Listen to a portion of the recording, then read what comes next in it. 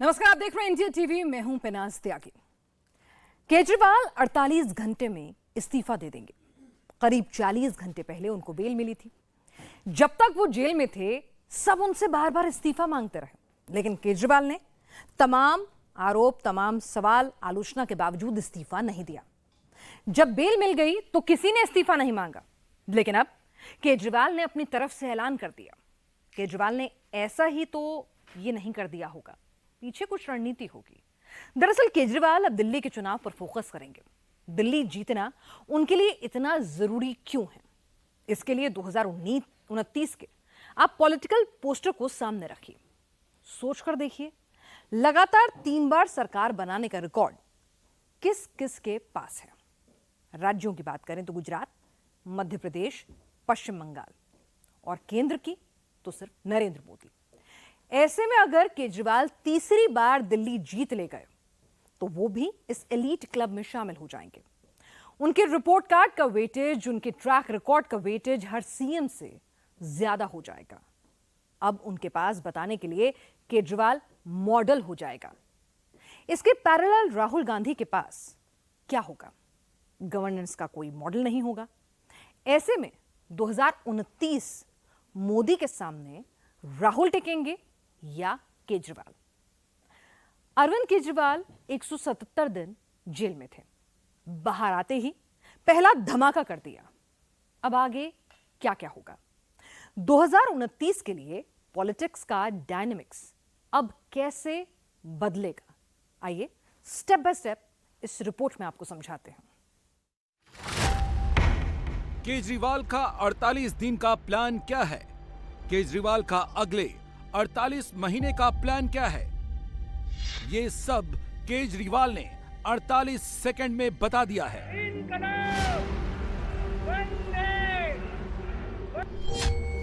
पहले 48 सेकंड की बात सुनिए, फिर आपको केजरीवाल का पूरा प्लान बताएंगे।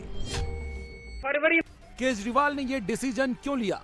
अगले 48 घंटे में केजरीवाल के पास चॉइस क्या है? केजरीवाल ने ये तो क्लियर कर दिया है कि वो खुद सीएम बनेंगे नहीं, मनीष सिसोदिया को भी बनाएंगे नहीं, तो क्या आतिशी को बनाएंगे? अब आप कहेंगे आतिशी क्यों? याद कीजिए, 15 अगस्त की तारीख दिल्ली सरकार की तरफ से झंडा फहराना था। सीएम, डिप्टी सीएम दोनों जेल में थे। केजरीवाल की पार्टी की तरफ से आतिशी का नाम दिया गया था। सौरभ भारद्वाज झंडा नहीं फहराएंगे, कैलाश गहलोत झंडा नहीं फहराएंगे, आतिशी झंडा फहराएंगी। तो इसीलिए केजरीवाल की पहली चॉइस है आतिशी। ये चॉइस क्यों नंबर 1 है वो भी जान लीजिए। जब केजरीवाल आज इस्तीफे का ऐलान कर रहे थे तो उनके हाथ में भगत सिंह की जेल डायरी वाली किताब थी। केजरीवाल ने अपने समर्थकों के बीच भगत सिंह और अंग्रेजों के बीच खत आने जाने की चर्चा की और उसके साथ खुद की चिट्ठी का जिक्र करना नहीं भूले जो उन्होंने आतिशी के झंडा फहराने के लिए लिखी थी। केजरीवाल ने कहा कि उनकी चिट्ठी एलजी तक नहीं पहुंचाई गई। भगत सिंह की शहादत के 95 साल बाद आजाद भारत के अंदर एक क्रांतिकारी मुख्यमंत्री जेल गया। मैं अभी जेल गया।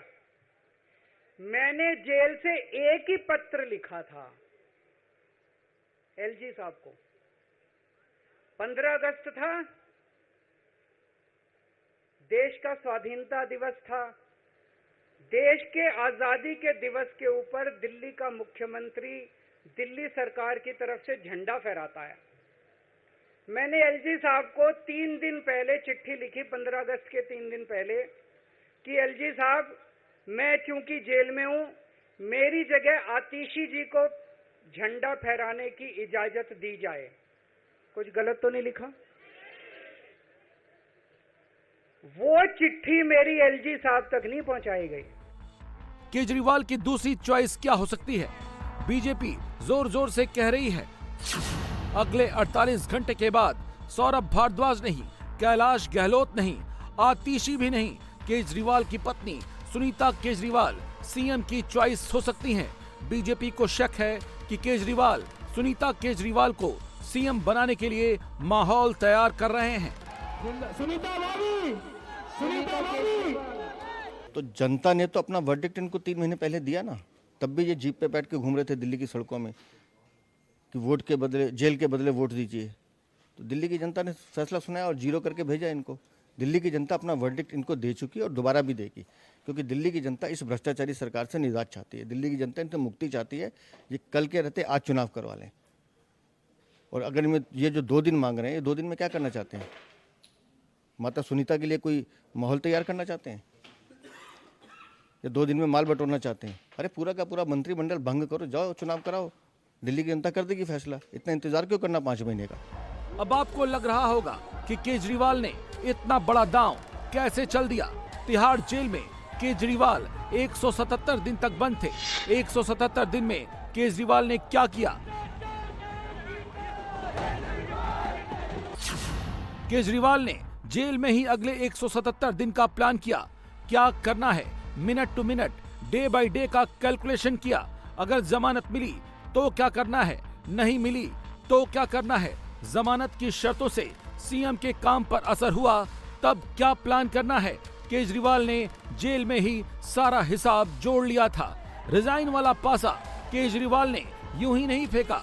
बीजेपी के कुर्सी प्रेमी सीएम वाले आरोपों का इस्तीफे वाले दांव से काउंटर किया। बताने की केजरीवाल ने कोशिश की है कि वो कट्टर ईमानदार हैं। मोदी की सरकार उन्हें बदनाम करने में जुटी है। साथ ही केजरीवाल ने आने वाले दिनों में आम आदमी पार्टी की पॉलिटिक्स किस अंदाज में होगी उसका ट्रेलर भी दिखा दिया है। दोस्तों, 2 दिन के बाद, आज से 2 दिन के बाद मैं सीएम की कुर्सी से इस्तीफा देने जा रहा हूं।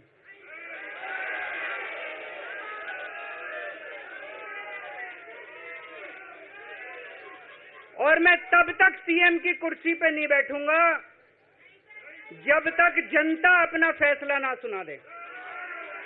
मैं जनता के बीच में जाऊंगा, गली गली में जाऊंगा, घर घर में जाऊंगा, और जब तक जनता अपना फैसला ना सुना दे कि केजरीवाल ईमानदार है, तब तक मैं सीएम की कुर्सी के ऊपर नहीं बैठूंगा।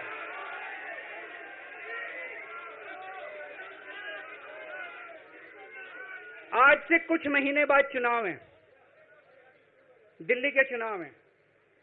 मैं जनता को निवेदन करना चाहता हूं, अपील करना चाहता हूं, अगर आपको लगता है केजरीवाल ईमानदार है, मेरे पक्ष में वोट दे देना। अगर आपको लगता है केजरीवाल गुनहगार है, मेरे को वोट मत देना। आप अगर मेरे को, आपका एक एक वोट मेरी ईमानदारी का सर्टिफिकेट होगा। अगर आप मेरे को वोट देके जिताओगे और अगर आप कहोगे कि केजरीवाल ईमानदार है, तो चुनाव के बाद, उसके बाद जाके मैं सीएम की कुर्सी पे बैठूंगा। तब तक मैं सीएम की कुर्सी पे नहीं बैठूंगा। जो लोग कहते थे कि केजरीवाल कुर्सी से चिपके हुए हैं, अब मुख्यमंत्री पद छोड़ना नहीं चाहते, केजरीवाल ने उनको रिजाइन वाली रणनीति से झटका दे दिया है।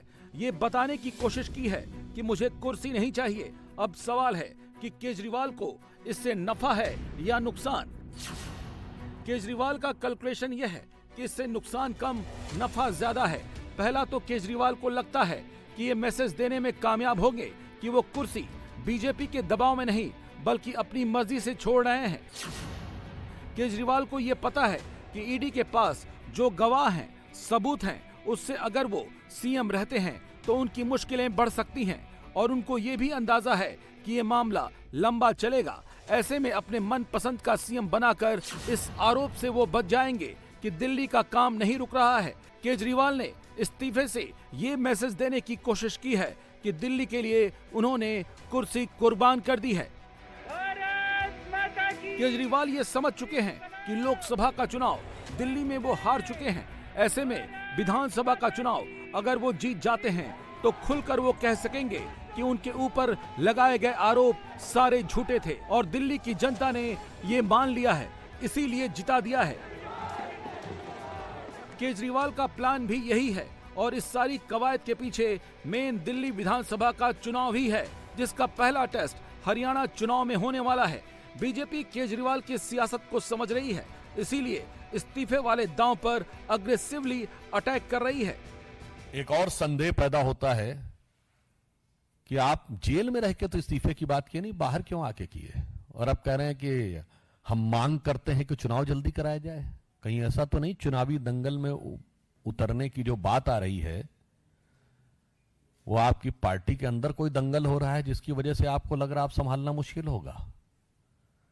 ये त्याग पत्र का विषय की आवश्यकता किस विवशता के साथ आई है?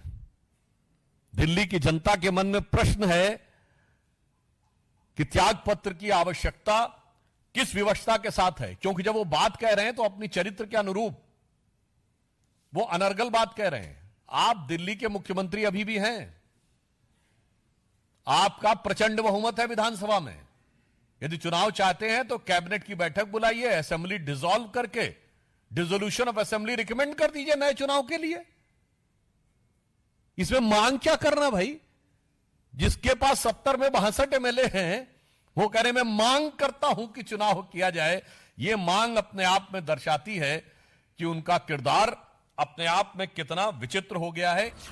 एक बात ध्यान दीजिएगा, केजरीवाल के इस्तीफे का प्लान बहुत कैलकुलेटिव है। रिजाइन की स्क्रिप्ट उन्होंने बड़ी सोच समझकर तैयार की है। जेल के भीतर से लेकर जेल के बाहर तक हर पहलू पर बड़ी बारीकी से सोचा है और नए नए दोस्तों से भी समझा है। ये बात हम यूं ही नहीं कह रहे हैं, इसको समझना है तो इस तस्वीर को देख लीजिए।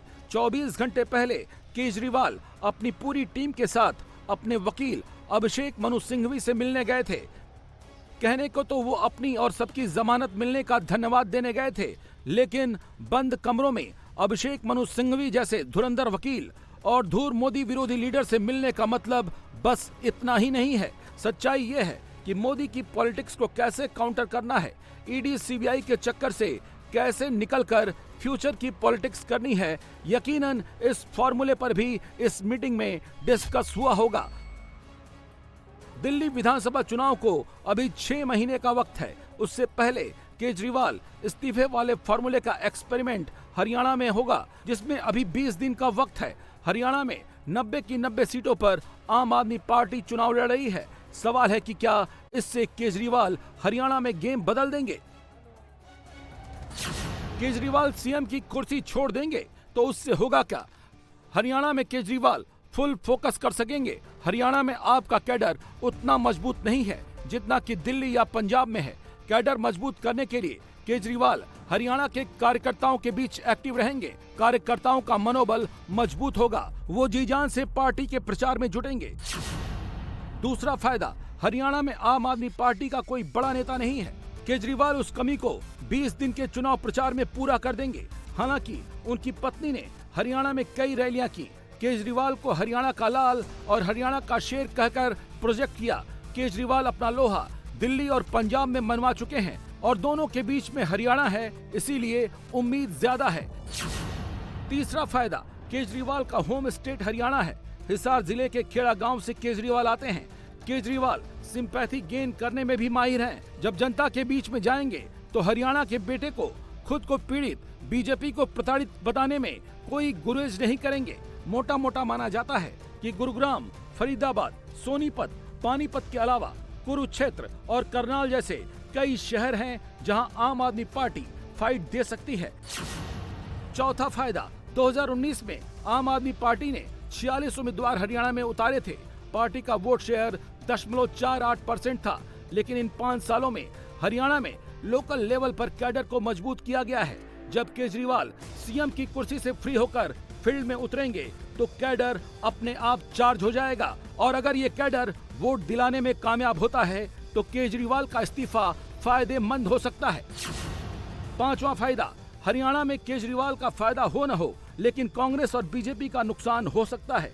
केजरीवाल जब जेल में थे, कांग्रेस ने हरियाणा में उनको तवज्जो नहीं दी।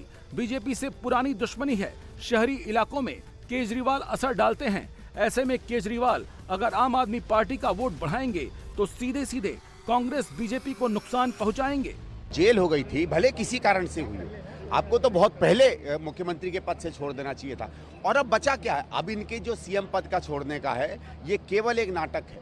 देखिए, ये दुनिया के इतिहास में शायद पहली बार हुआ है कि कोई चुना हुआ व्यक्ति जो जेल जाता है, जब जेल से निकले तो उसको सुप्रीम कोर्ट कहे कि तुम खबरदार जो एक फाइल तक छुई या तुम कुर्सी पर बैठे। आपने देखा होगा हेमंत सोरेन साहब जेल गए थे, जब वो निकले कोई उन पर शर्त नहीं लगाई गई। सुप्रीम कोर्ट को भी ये डर है कि ये आदमी जाकर जो सबूत है उसके खिलाफ उसको मिटा देगा, ये डराएगा धमकाएगा। जब मुख्यमंत्री जैसे व्यक्ति को कहा जाता है कि खबरदार तुम किसी गवाह के साथ मिले भी, तो इसका मतलब है इसको एक आम क्रिमिनल की तरह एक तरीके से सुप्रीम कोर्ट ट्रीट कर रहा है। पहले शीला हारी है, अब केजरीवाल की बारी है। ये वो आदमी है जो जेल के अंदर से भी इस्तीफा देने को तैयार नहीं थे, कह रहे थे कि मैं जेल से ही सरकार चलाऊंगा, लेकिन आज सुप्रीम कोर्ट का डंडा पड़ा है, अरविंद केजरीवाल को कुर्सी छोड़नी पड़ रही है, इस्तीफा देना पड़ रहा है। और जिस मुद्दे की ये बात कर रहे हैं कि हम जनता के बीच में जाएंगे, जनता से बोलेंगे केजरीवाल की ईमानदारी के लिए वोट दो, उसी मुद्दे पर अभी 2 महीना पहले इन्होंने कैंपेन किया है लोकसभा में। केजरीवाल, केजरीवाल की पत्नी, केजरीवाल के बच्चे, सबने दिल्ली में इसी मुद्दे पर वोट मांगा कि केजरीवाल ईमानदार है तो वोट दो। दिल्ली की जनता ने अपना जनादेश देकर दिखाया है कि वो केजरीवाल को बेईमान मानते हैं, चोर मानते हैं और केजरीवाल की जगह जेल में मानते हैं। सच तो यह है कि केजरीवाल का इस्तीफा सिर्फ हरियाणा और दिल्ली चुनाव को टारगेट को लेकर नहीं है। केजरीवाल रिजाइन वाले अपने दांव से 2025 नहीं 2029 को देख रहे हैं। सीधा सीधा मतलब है कि केजरीवाल का मजबूत होना मतलब राहुल का कमजोर होना है और नरेंद्र मोदी की बीजेपी से 1-to-1 फाइट करना है। नरेंद्र मोदी की राष्ट्रवादी इमेज के विकल्प के तौर पर खुद को पेश करना है। केजरीवाल का 2 दिन में फैसला होगा, जबकि मोदी और कांग्रेस का फैसला 2 चुनाव से होने वाला है। हरियाणा और जम्मू कश्मीर के चुनाव के बाद अगला रास्ता झारखंड से मिलेगा। प्रधानमंत्री ऑलरेडी वहां पहुंच चुके हैं। झारखंड से मोदी ने पैटर्न सेट कर दिया है, जो कांग्रेस के साथ जाता है वो थोड़ा मुस्लिम परस्त हो जाता है। जब किसी पार्टी में कांग्रेस का भूत घुस जाता है तो तुष्टीकरण ही उस दल का इकलौता एजेंडा बन जाता है। इसके लिए सबसे पहले ये लोग दलित, आदिवासी और पिछड़ा समाज के हितों की बलि चढ़ाते हैं। आज झारखंड का गरीब आदिवासी पूछ रहा है, क्या चंपई सोरेन जी आदिवासी नहीं थे क्या? क्या वो एक गरीब परिवार से नहीं आते थे क्या? लेकिन जिस तरह उन्हें अपमानित किया गया, जिस तरह मुख्यमंत्री की कुर्सी कब्जाने के लिए उन्हें अपमानित करके हटाया गया, उससे झारखंड के हर गरीब आदिवासी का दिल गहरी चोट पहुंची है, दुख से भरा हुआ है। सीता सोरेन जी तो उनके ही परिवार, अपने ही परिवार से थी, लेकिन एक महिला होने के बावजूद उन्हें अपमानित और बेदखल किया गया। इसका जवाब झारखंड का हर आदिवासी देगा। झारखंड की हर माता, हर बहन, हर बेटी देगी। झारखंड में सीधा सीधा सवाल आदिवासी वोट का है, तो वहां से मोदी ने आदिवासी वोट को सेट कर दिया है और ये भी बता दिया है कि कांग्रेस के साथ जाने वाले ये सभी मुस्लिम परस्त हैं और कांग्रेस के साथ मंच केजरीवाल भी शेयर करते हैं। मतलब मोदी ने नाम भले न लिया है, लेकिन 80% वोटर को मैसेज दे दिया है। केजरीवाल मोदी की पॉलिटिक्स को समझते हैं, खुलकर भले जवाब नहीं देते हैं, लेकिन प्रतीकों से सनातन को सेट जरूर कर देते हैं। जेल जाने से पहले या जमानत मिलने के बाद केजरीवाल हनुमान मंदिर गए। यकीनन ये उनकी अपनी आस्था और श्रद्धा का मामला है, लेकिन इसके सियासी संदेश भी होते हैं। केजरीवाल का रिजाइन सही मायने में राहुल को ही परेशान करने वाला है। उसको समझना है तो गुजरात सैंपल से समझ सकते हैं। 2022 विधानसभा चुनाव में क्या हुआ? आम आदमी पार्टी का वोट 12.91% बढ़ा। केवल उसने 5 सीटें जीती। कांग्रेस वोट फीसदी, जबकि कांग्रेस के साथ क्या हुआ? कांग्रेस का वोट प्रतिशत 2017 की तुलना में 41% से घटकर 27.28% पर आ गया और सीट 77 से 17 हो गई। 60 सीट का कांग्रेस को सीधा नुकसान हुआ। उधर बीजेपी जो 2017 में 48% वोट लेकर 99 सीट पाई थी, 2022 में 52.5% वोट शेयर लेकर आई। और 156 सीट पा गई। समझना मुश्किल नहीं है कि केजरीवाल किसको डेंट कर रहे हैं। केजरीवाल के दांव से वो पिक्चर 2029 में ही रिलीज होती दिख रही है, जिसके पोस्टर पर मोदी होंगे, राहुल होंगे और तीसरे केजरीवाल ही होंगे। और केजरीवाल इसी की कवायद कर रहे हैं, क्योंकि अखिलेश यादव योगी से ऊपर तक सोच नहीं पा रहे हैं। ममता बनर्जी बंगाल में ही बुरी तरह फंसी हुई हैं। उद्धव ठाकरे, शरद पवार को भी महाराष्ट्र तक ही सीमित कर दिया गया है। केजरीवाल ही हैं जो अपना रथ दिल्ली से लेकर पंजाब तक गए, अब हरियाणा में स्टॉप बनाना चाहते हैं। अगर केजरीवाल अपनी रणनीति में सफल होते हैं तो यकीनन 2029 में वो हक्का बक्का कर सकते हैं।